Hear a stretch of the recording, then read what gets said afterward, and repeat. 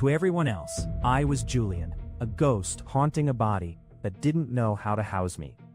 I watched their world from the periphery, a language of easy intimacy I wasn't allowed to learn. Sophie says, I look like I'm waiting for the floor to open up beneath me.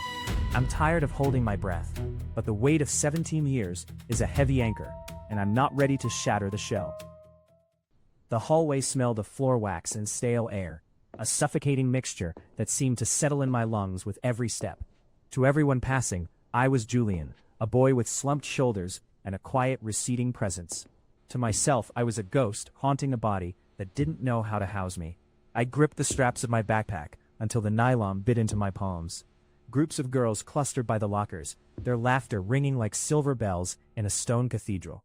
I watched them in the periphery of my vision. One girl reached up to tie her hair back, her movements fluid and unthinking. Another adjusted the hem of her skirt, leaning against her friend with an easy intimacy that felt like a language I hadn't been allowed to learn. Their world was vibrant, defined by textures and choices I could only touch in the dark of my room when the house was silent. Here, in the fluorescent glare of the lockers, my own reflection in the trophy case felt like a lie written in ink I couldn't scrub away. Julian? I turned, forcing my features into a mask of polite indifference. Sophie stood there, her sketchbook tucked under one arm. Her eyes, sharper than usual, traced the tension in my jaw. The bell's going to ring. I looked down at the linoleum. I know, I was just thinking. You do a lot of that lately. Sophie stepped closer, her voice dropping beneath the roar of the morning crowd. She didn't look at my backpack or my messy hair. She looked at me, as if trying to find the point where I ended and the vacuum began. You've been miles away for a week. Longer, maybe. I shrugged, a sharp, jerky motion. Just a lot on my mind. My dad's pushing about the college apps again. It's not just the apps.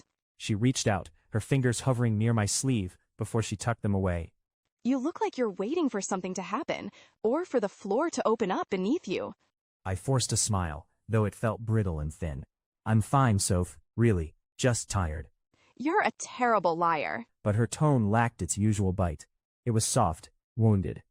She adjusted her grip on her sketchbook, her gaze drifting to the girls laughing by the fountain, before returning to me.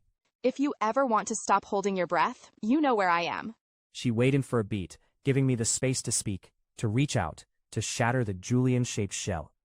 I felt the words pressing against the back of my teeth, the name Mara, the ache of the silk ribbon I'd hidden in my drawer, the sheer exhaustion of the performance. But the hallway was too bright, the crowd too thick, and the weight of 17 years was a heavy anchor. I remained silent.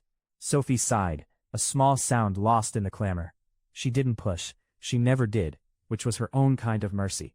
See you in English, she said, turning toward the stairs. I watched her go, then turned back to the trophy case. My reflection was a blurry, masculine silhouette, a stranger wearing my skin. I hurried toward class, keeping my head down, trying to disappear into the gray noise of the morning. Next time on his reflection of her, I'm staring at a girl who has my eyes, but a life I've never been allowed to live. I want to smash the glass, and I want to crawl inside it and never come out. But as she leans closer, moving with a grace I don't yet possess, I realize the terrifying truth. The boy I was supposed to be is fading. And the girl in the mirror, she isn't just a reflection anymore. find out what happens only on the next episode.